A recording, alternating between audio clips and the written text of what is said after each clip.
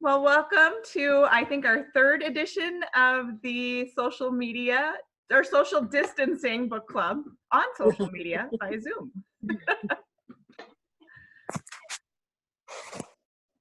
Well, welcome. Has everyone been reading a lot since we're all at home? Yep. Excellent. I know I've been reading up on all of the book clubs that we have going on, and the latest one, I just finished the Michelle Obama Becoming book. And we had our discussion on that on Wednesday. And then I'm reading the code book, Laura, that's going to be discussed on the 21st for the John Harris. I'm halfway through that now. So yeah, I really like that one. But Oh, I did too. Yeah. And Jane, you got my email, right? Did you respond? Yes. Yeah. Yes. Thanks. Yeah. Yeah, I'm pretty excited about that. It's really neat. I posted it on the social media too, so that the author is going to be coming. So that's great. If he remembers, you always worry. But he said it on his calendar. So is Melissa with us or now, or did she? Yep, Yep, I see Melissa there. I have to use my cell phone this time because I forgot my tablet, so I don't get to see everybody at once quite as well. Well, are you library people? Are you going to the library at this point in time to work? Some of us. Yeah. And then some of us are telecommuting. So I'm at home. And we have people picking up books too outside. If you're interested in any book here in the library, you can ask to have it put out for you.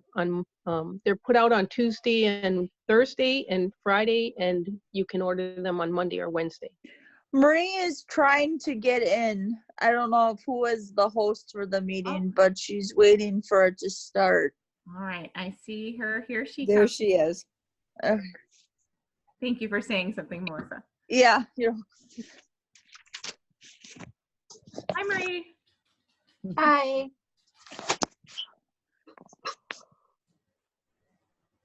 Well, who's going to start today? Well, I could start. Okay, I just finished reading a book that I really liked, and I got it from Libby, which is a library venue, but that I'd never used before, and I really liked Libby. It's very user friendly, and it makes for a good read. And the name of the book is The Yellow House, and The Yellow House is a memoir, and actually it won the National Book Award for Nonfiction in 2019. So it's gotten gotten an award, but it's a story of a house the house is a house in New Orleans, and it's a memoir of the family that lived in the house, and the author is a member of the family. She's the youngest of 12 children, and it's wonderfully well written, and I tell you the problems that these people had in New Orleans, first of all, with the Hurricane Betsy, which I had forgotten about. That was in 1965. The house was purchased in 1961. So the house was destroyed by Hurricane Betsy in 65. And then, of course, again with Katrina. But, it's an interesting story of the parents, the grandparents you learn about, and then the 12 siblings. And of course, a variety of experiences and lifestyles. But the author is a journalist, worked for Oprah magazine, and then took some time off to write the book. But she's done a lot of writing and is really a wonderful writer. So that was a book that I just finished, and I really liked it. What is it? Who is the author? The author is Oh, Sarah Broom. Broom. Sarah Broom. Okay. Yeah, really, really, I thought a good read. Of course, I like books about people that have been raised in unusual situations, like, the Glass Castle and Educated, and what are some other ones? Sarah Schmarsh's Heartland, and the Hillbilly Elegy, and it's in that realm, a unusual setting, but yet one of the siblings made a wonderful success of her life, and they all did in their own way. I know that book was discussed at the Egg Harbor Book Club. Oh, it was. virtually. Really? What it was on It one of was. them. Yeah, it was like the last month. So I wish I would have known. it's on the YouTube channel, so the library YouTube channel, and so you can watch that discussion if you're interested in hearing that some would other be opinions. interesting. Yeah, I'd like to do that. Yes, and then there was a good, if you go on our Facebook page into our groups and join the Egg Harbor group for the book discussions, they have some different videos of some interviews that the author did. Oh, So wow. I'd like to see that. Yeah. mhm. Well, nice. Yeah. That's a coincidence that you choose the books that they're doing in the book groups here. Which is interesting. There are some pluses to this whole thing, as far as we're doing things in a different way, and that's not necessarily bad. Well, I think it's going to be interesting how many memoirs are going to be written about this time. Well, exactly. Yeah. Yep, The time we all Zoomed.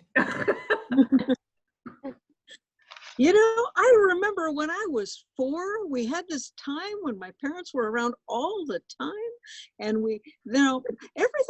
it just was very, very strange, and we didn't go to school for the first year, and so, no, it's going to be interesting what little kids in particular have to think about this. Yeah.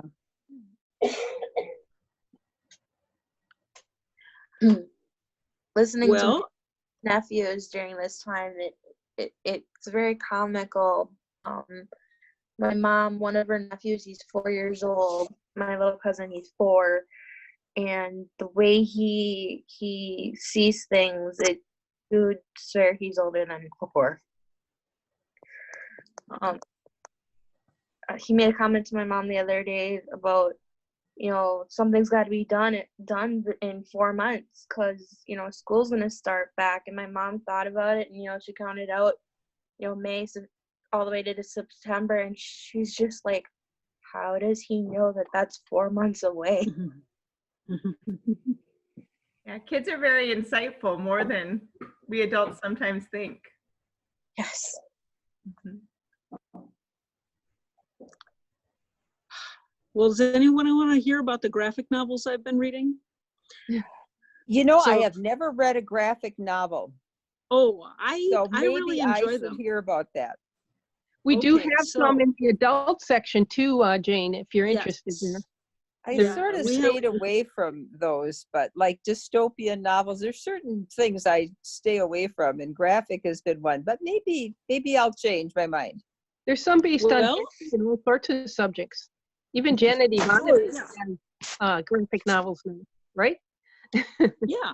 No, there's graphic novels aren't just superhero books anymore. So there's all sorts of different pieces and stories about different things. One that I read this week was basically horror, and another one was a romance. So there's lots of different little bits and pieces. Oh yeah, all kinds of different genres. One that I read on Hoopla. So if you haven't tried Hoopla, it's one of the 3 big apps that we encourage people to use. And there's tons and tons of graphic novels on that one. So the one that I read that I really, really liked, and I've read a couple, but the one I really, really liked is called Bitter Root. And it takes place in New Orleans. Oh, really? And yes, and it is a family that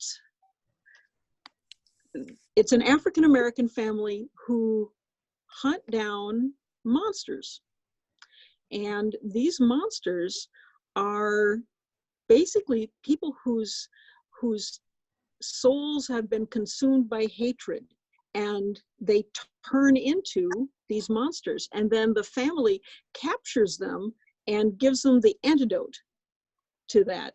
They have an antidote for this thing, and then they are able to reintegrate them into society. The only people who turn into monsters are white people, because they're the ones who are attacking them and who are filled with hatred instead of fear. You turn into a different kind of monster if you have fear. So it's about this extended family and their fight against these monsters, and being able to kind of do that. It's fascinating stuff. And so it's Bitter Root is the name of the graphic novel, and it's David F. Walker and Chuck Brown are the authors of this one. So it's volume 1, Family Business, and that one was lots of fun, but very horror. So there's monsters. You said, I'm sorry, you said David F. Walker, you said? David F. Walker is the author of the Bitter Root series, Bitterroot, Bitter Root. And the only volume that was on Hoopla, and I'm just disappointed as heck that they haven't got the next ones out there ready for me to binge, is called Volume 1, Family Business. And it's about 200 pages or so of graphic. When it's So a it's a graphic, lot. when it's a graphic novel, it's pictures with the words, almost in comic book style. In the horror graphic novels, are the pictures very grotesque or not bad in this edition? Well, not really. I mean, it can get awful bloody. I've read some that are awfully bloody and gory. This one's not so bad. It's horror. But if you think about graphic novels and horror, well, okay, if you think about graphic novels as basically they're a print version of a movie, okay? So if you were going to watch a movie that was a horror movie, you'd have a lot of visual scary stuff, and you'd have the text. And what this is just let you read the movie. That's why so many movies are being made out of graphic novels, and they can pretty much take them frame by frame by frame, and they don't have to pay do for that much in between. Yeah, they don't have to do much. But this one would make a great movie. So no, this one, but it's really awfully cool. And then the other one that I read this week is called Bloom, Bloom, and that's by Kevin Panetta, Panetta, and that's a romance. So that one I actually Can you read say in I'm print sorry, form. can you say the title and the author again for the romance one? Sure. Bloom, Bloom. And it's by Kevin Panetta, Panetta. And it's a romance. There's not a lot of, it's not a graphic romance like graphic. It's very, very sweet. So it takes place in, the main character is 18 years old. He's just finished high school. His name is Ari, because he's Aristotle. His family is Greek, and they own a bakery. And it starts off at his sister's wedding, and he's being a wallflower, and his sister tells him that he cannot take off and go away to go and start his band because his father needs him to stay and work at the bakery after she has left and gone off and gotten married and is moving away. So, he's stuck. He doesn't really want to work at the bakery, but there he is, and he agrees with his dad that if he can find somebody to take his place so that his father has help at the bakery, which is on shaky ground, then he can go. Then he can pick up and go with his friends and start his band in the big city. And then he meets Hector.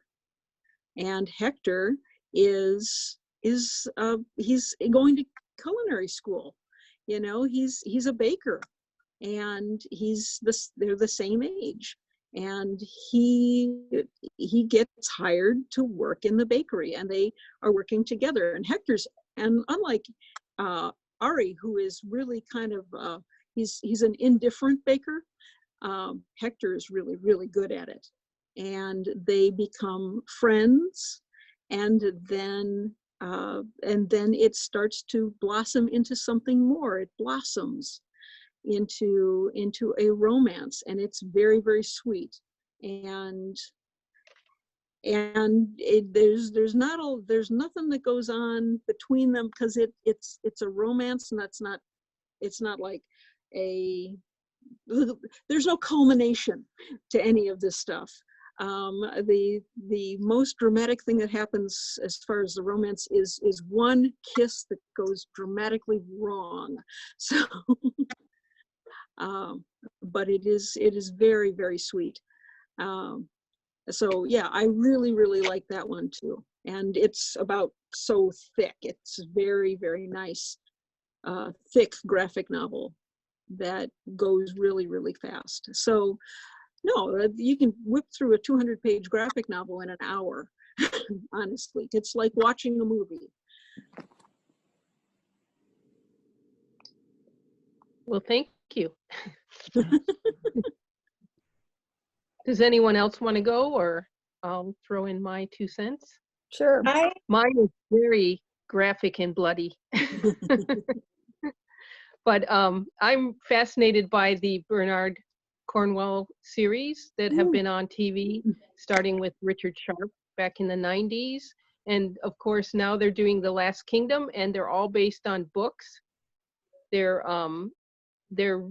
I really love the history, because he was actually a history teacher, and so he incorporates a lot of history with a lot of drama and action. And I especially like The Last Kingdom, and I have one of the books here, which happens to be in the library. But they're all on Hoopla, which is nice, because we don't have the whole series of any of his books, and they're all on Hoopla in both audiobook and ebook form. So that makes it really easy to get a hold of them. The Last Kingdom especially interests me because it's set in Saxon England, and it tells the formation of the British as England as a country. And the hero is called Uhtred, and Bernard Cornwell's own ancestor was called Uhtred. So he was loosely making up a character based on things he knew about his own family. And the family actually had a castle at one time in Northumberland. And what I like about it also is that my own family came from Yorkshire. So this is all about the Danes versus the Saxons. And being from Yorkshire on the east side of England, I'm sure that, you know, they did have a lot of Danish attacks. And I've always really wondered if my heritage is Dane or Saxon more.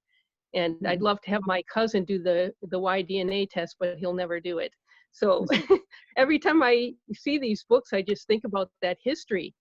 And they're up to season 4. They just brought out season 4 on TV, on Netflix. But I've watched all 1, 2, and 3, and have read some of the books too. And the TV show takes a little bit of liberty, but not all that much from the books. I think it does capture the spirit. So I really just get all caught up in it. It is very, very bloody when they have battles, because of course the Danes and the Saxons were fighting in a style that was pretty rough. And someone in Door County, of course, is an expert on Viking swords. For those who don't know, Beth's husband actually reproduced a Viking sword for a PBS show. So it's kind of an interesting history in general, but be aware that it is kind of gruesome if you watch the TV show. Is that my phone or something? Oh, that's something. Oh, that's me.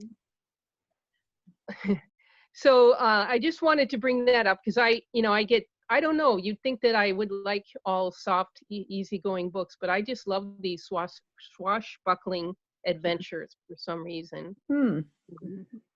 You know, Patrick O'Brien, and C.S. Forrester too. All of those sea series.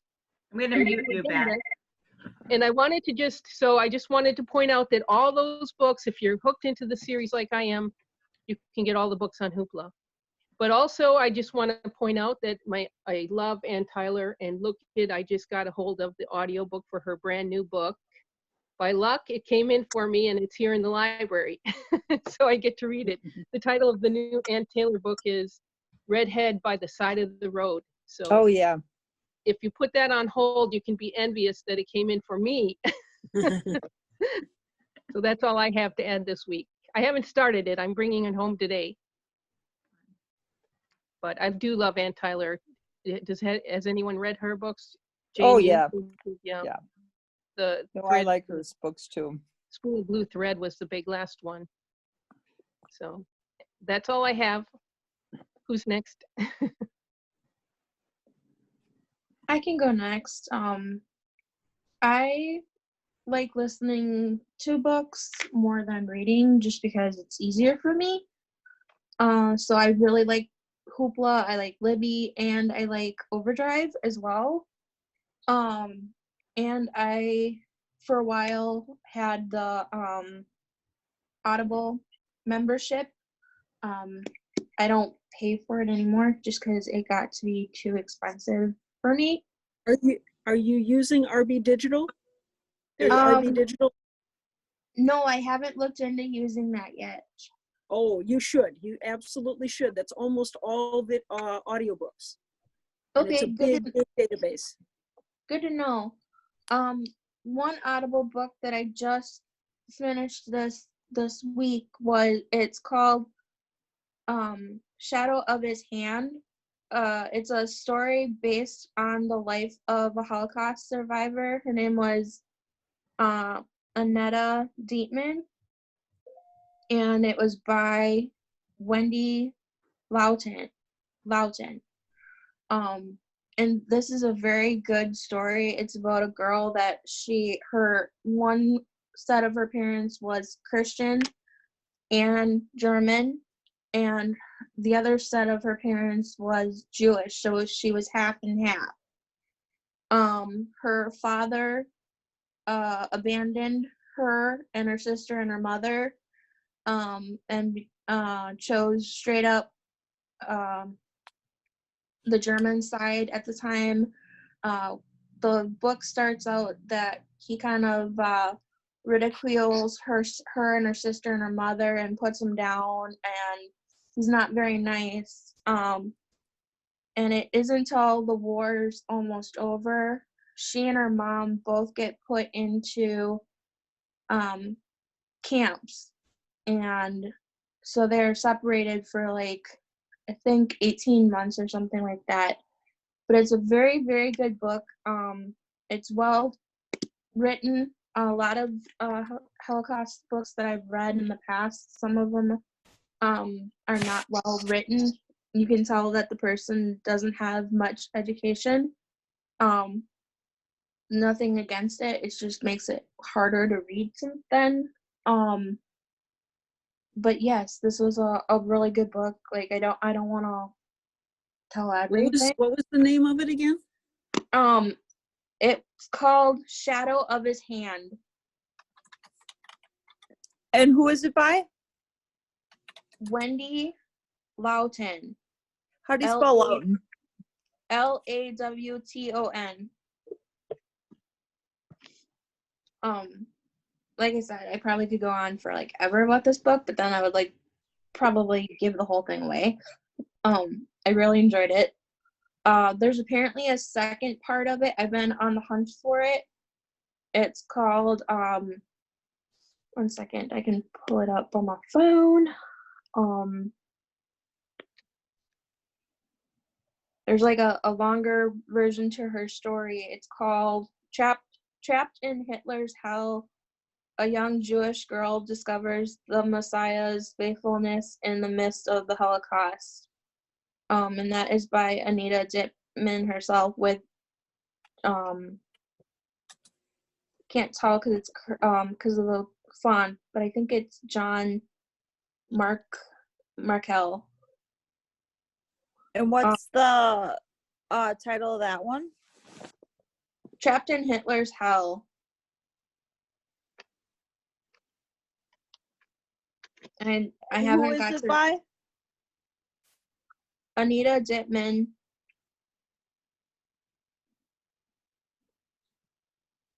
With John Markel. Like I said, I haven't read that one yet. I'm on the hunt for it. I had to Google it just to find out the name of it because it's briefly mentioned at the very end of the Audible through Hoopla.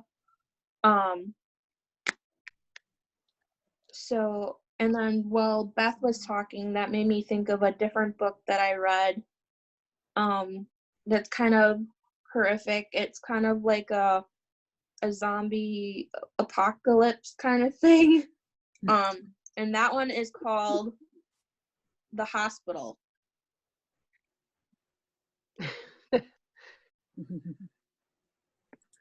And it's about it's Mountain Man, The Hospital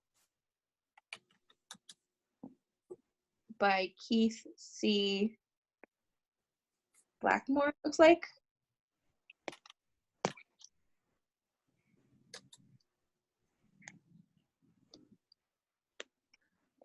Yeah, that one was definitely out of my normal taste of books. Like I said, I'm more of a memoir kind of reader.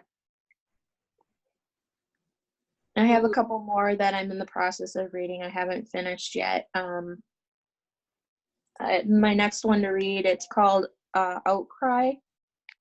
I haven't finished, or I haven't even started it yet.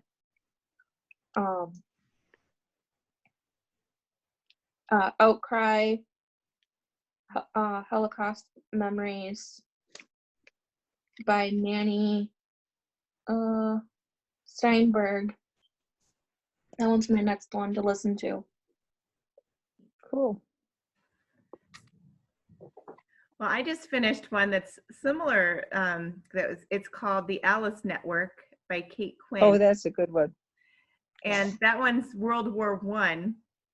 It starts off, and it follows a female protagonist as she begins her career in the Alice Network, which was a group of female spies from Britain who were put into place in parts of France, and how they would hide codes and messages wrapped around hairpins, writing super tiny, writing in code, getting information. The protagonist was kind of stationed in being a waitress in a high-end restaurant, and where the Germans would come and celebrate in the evening. And so she would hear details about where certain airstrikes or where fortifications were being made, or some different officials who would be coming into town and their dates and train locations. And of course, as with all spy things, it's you have to make tough decisions that you wouldn't normally have made if it was your actual personal choice. And she has to make some choices in what she does to get more information. And then my negative on the book was it goes back and forth between two time frames. And those types of books kind of had a heyday I feel like in the 2000s, where it was, you'd follow one person for a chapter and then it would switch to the second person. And so the second time frame was 1945 or 47. It was like a couple years after the war end of World War II, when that main protagonist was searching for her cousin, who was French and hadn't been heard of since the end of the war. And she had come across the name of the woman who was a spy in the first part of the book. And so in the end, the book kind of gels together with both characters, but both interesting. how war brings out the worst in people and the best in people. And it was very good. There was a couple other books that were mentioned that I saw that made me want to research more. There was one where a small town in France was completely annihilated after World War II, just like a month or so after the end of the war, but the Germans still went in and annihilated everyone. And it was like Sanse, or it's like a 3-word, and I don't know French, so it's hard for me to remember them off the top of my head. But there was a book that was written in the first person about that account, and so I was going to look that one up, because that was interesting. And then just the fact of how many women were involved in the war efforts that weren't given credit, or they got the awards posthumously or later in life. And like a lot of war heroes, they don't want their awards. It was a time frame in their life that they were glad to have served for their country, but it was just a horrific memory that you don't want to go back to. So that's what I took from that book. And I agree. Some critics said that the book kind of gets very fluffy at the end, and it ends in a romance and everyone's happily ever after. And some people found a negative to that. I didn't mind it, just because every once in a while a happy ending's nice, because the World War II books almost never have happy endings. Yeah. Right. The Alice Network is by who? I'm sorry. Kate Quinn. So Quinn. And I would listen to that on Hoopla as an audiobook. And the person who reads it actually speaks French, so she does all of the different language as well. So That sounds an awful lot like the Codename Verity book by Elizabeth Wein, Wein. She's just coming out with a new book called The Enigma Game, which is about code breakers. Code breaking is a big thing right now, isn't it? Yes. Well, like I said, I'm only halfway through that book, Laura. That's I'll get the title of that one. But the thing that I'm noticing, The Woman Who Smashed Codes by Jason Fagon. And the thing that I'm getting from that, there's a couple of really good quotes that the main character wrote in her journals. I think she was a very thoughtful and educated and puts different ideas together interestingly. Yeah. And how she enjoys people with good minds to sit there and discuss things, so very scientific. I like that. Yeah, both she and her husband were like that. They seemed very intelligent. I mean, you have to be brilliant to do what she did, actually. I also find it interesting that there was that benefactor guy that basically purchased everyone. Character. That sounds. I looked up awful, but it sounds interesting too, because you're able to do things without oversight, But there's that fine line of ethics and Machiavellianism. So. Well, and I looked up Galena, Illinois, and searched the place that he had, his house, and this windmill that he had built. It's still there. I mean, it's real. Wasn't he Geneva, or was like it Geneva, Illinois? Yeah. And I had heard of it, but I had no idea of that background.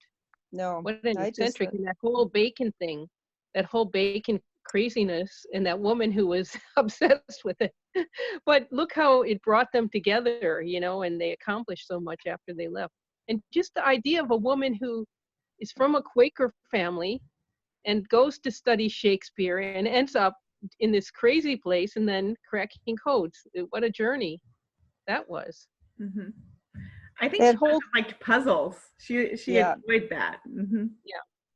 Well, that whole code breaking, I was so motivated after reading that book. I thought, well, I think I'll try the cryptic quote in the newspaper.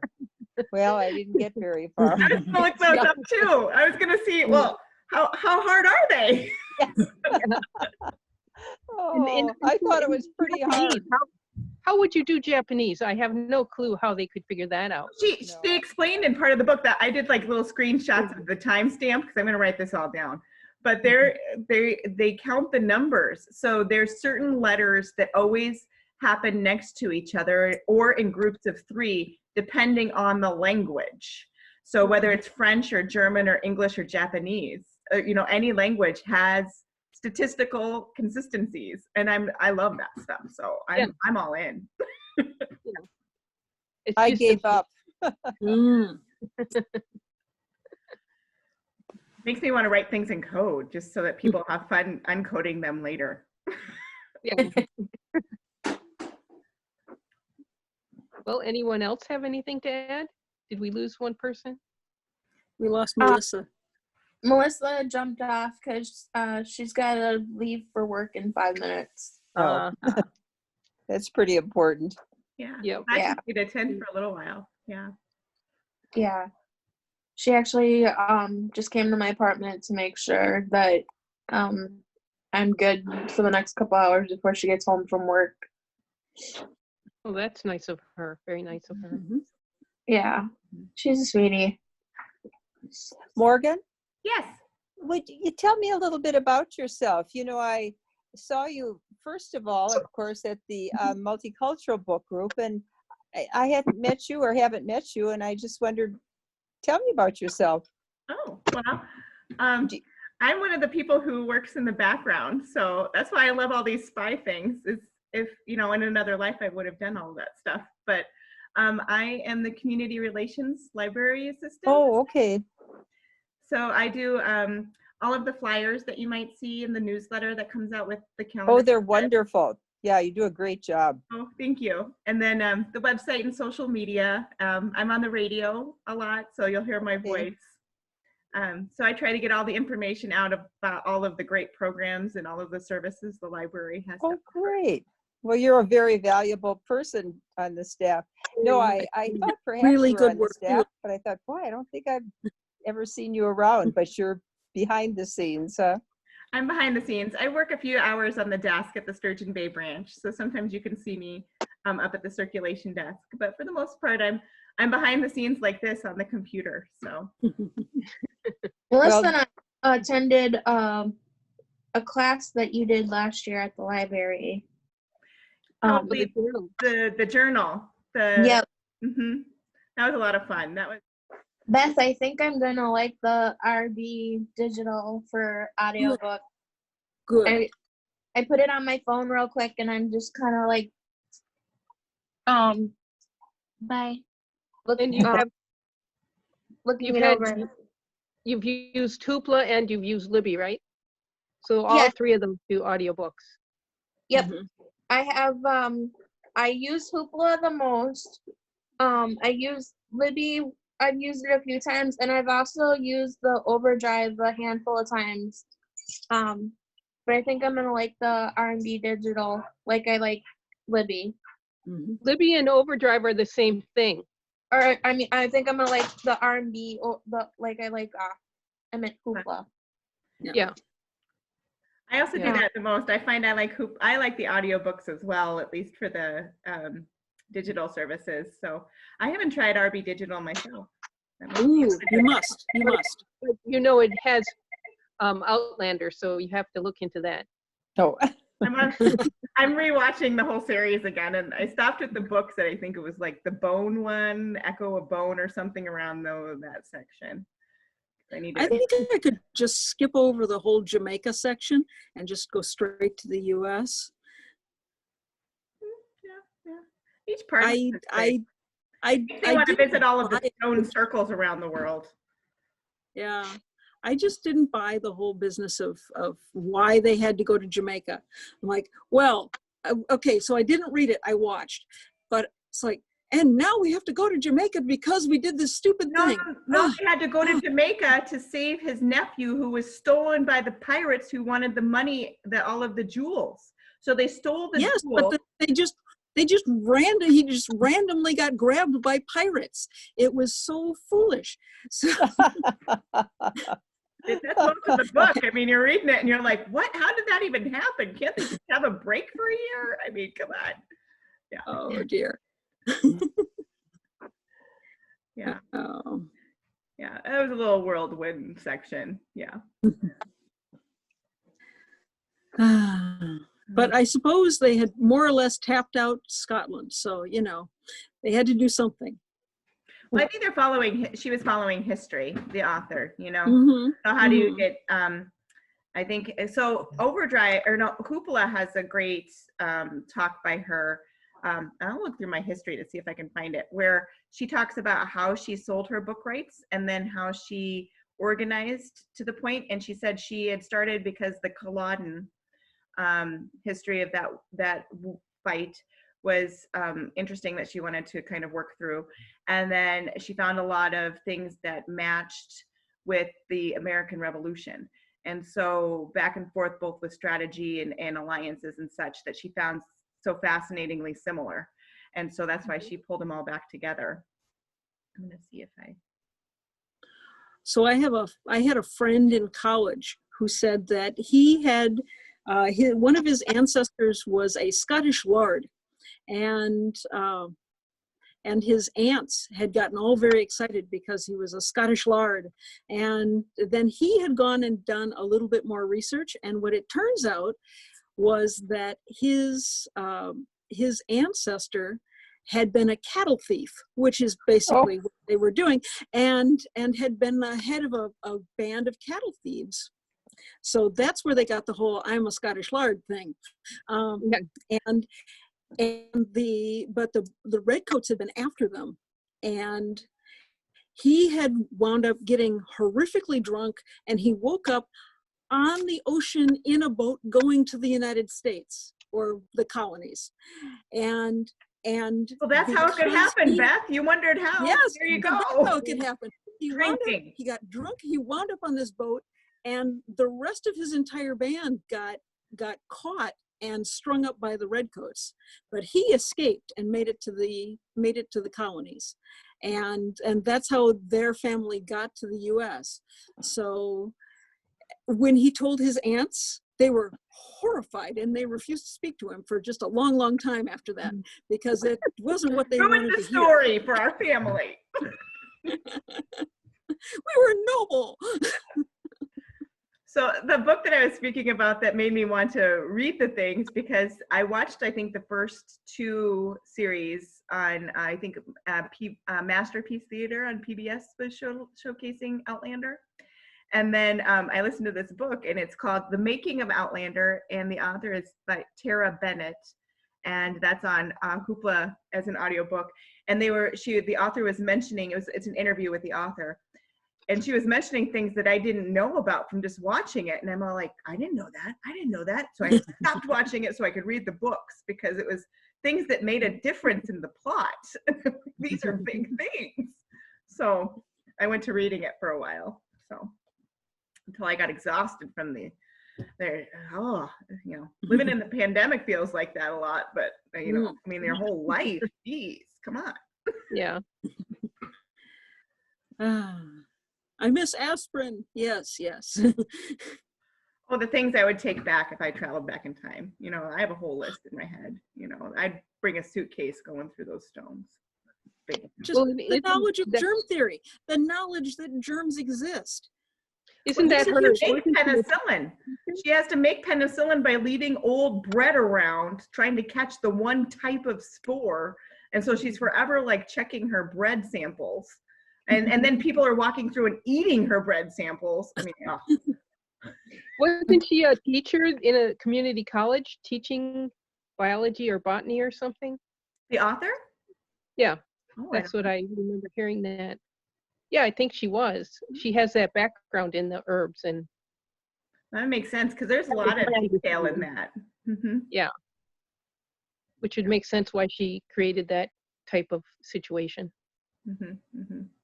I still find it kind of hard to believe that.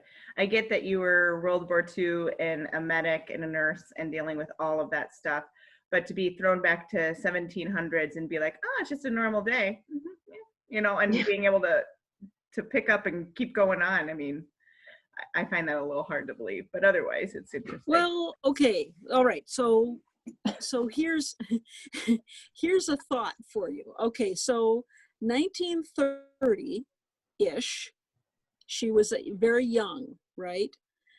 Now, my grandparents, when I was visiting with them, when I was a kid. Grew up on they were on a farm in northern Wisconsin. There was wood for heat and cooking still. They still had, from the 20s when they were first around, when they first got married, it was the 1920s, they still had the washing machine that really wasn't a washing machine, and it just had a wringer, and you hung everything out. There's an awful lot of things. I was watching this show one time where it was the Victorian house. They put and the family was complaining bitterly because they didn't know how to cook on fire. That's available on Hoopla too, so you can watch all of the Victorian era ones. Yeah. But if you think about her, a lot of the technology that she probably grew up with or her parents had was close enough that it wasn't like horrendous. She didn't have parents. So the character in Outlander, the main character, she didn't have parents. Her parents, I don't know, something happened. And then she was running around with her archaeologist grandpa. And that's how she supposedly learned how to oil a gun and everything too. All of those things, yeah.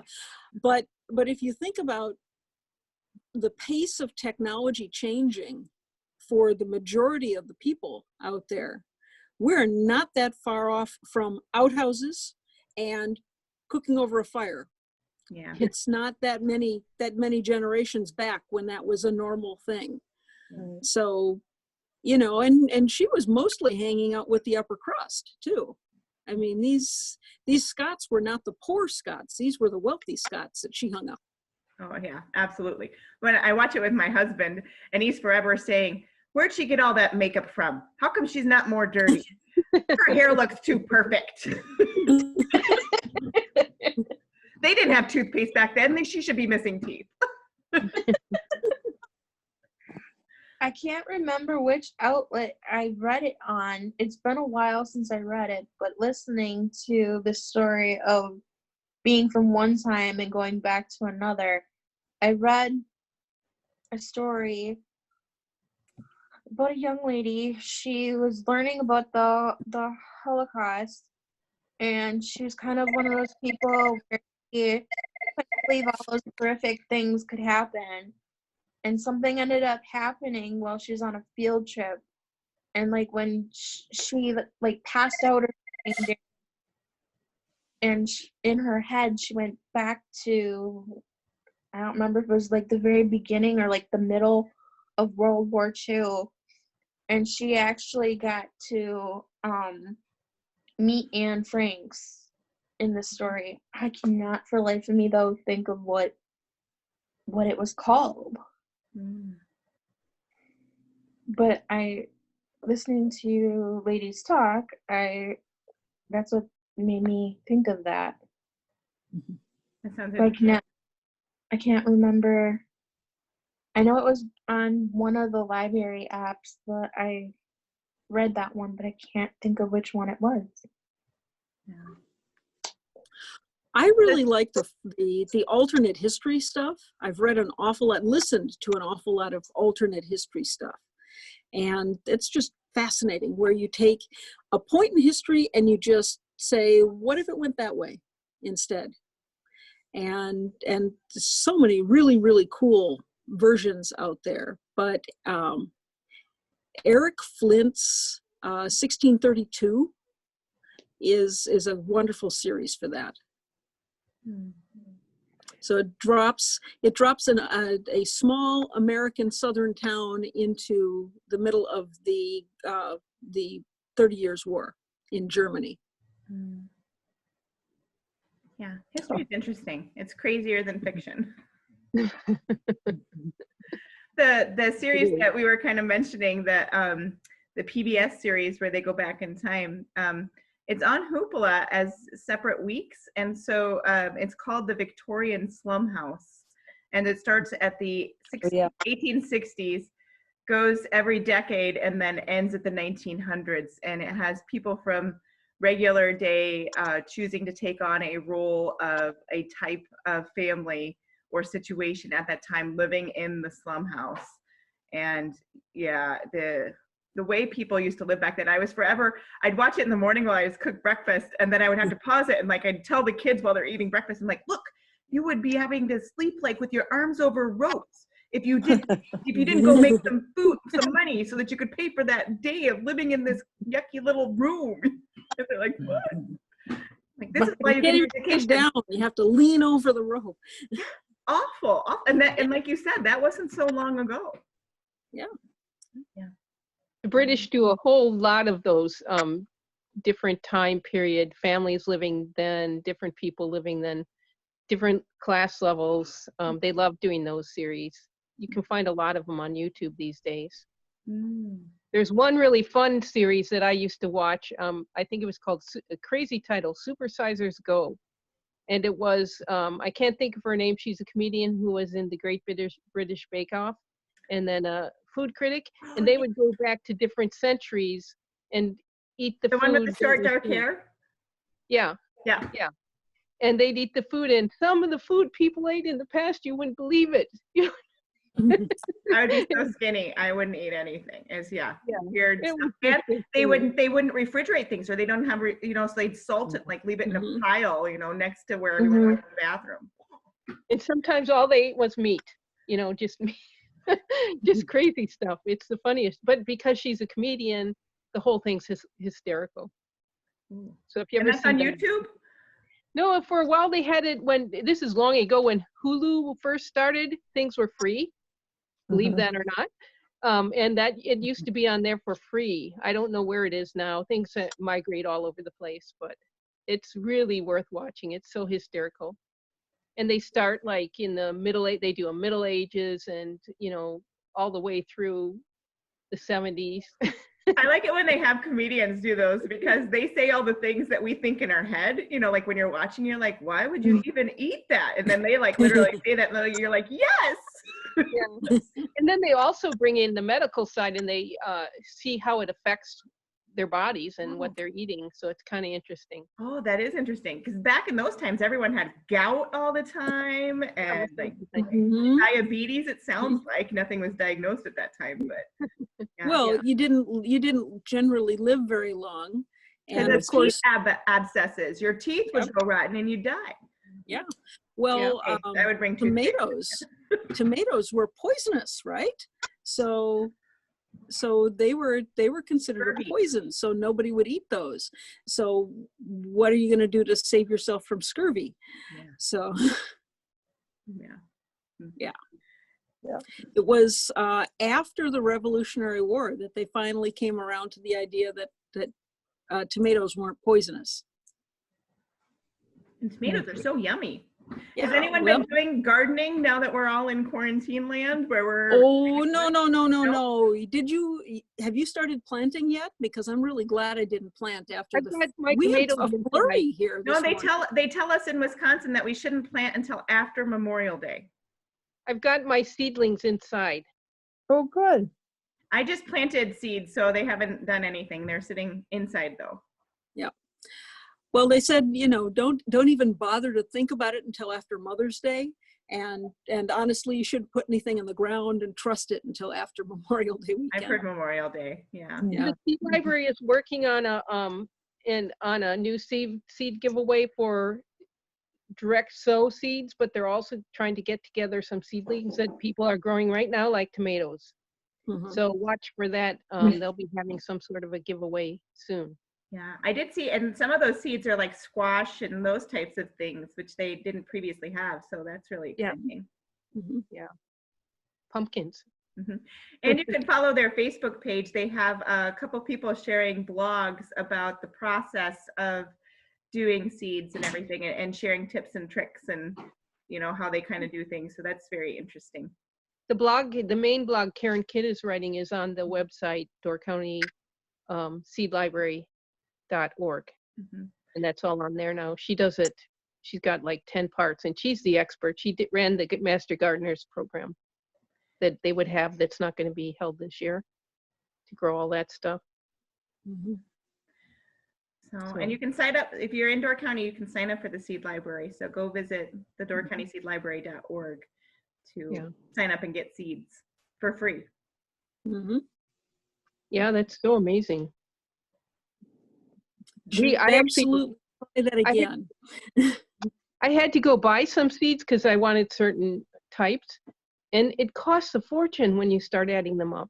You know, if they're $3 a package and you get 10 of them, you're already up to $30. And then you plant them early and it snows. No.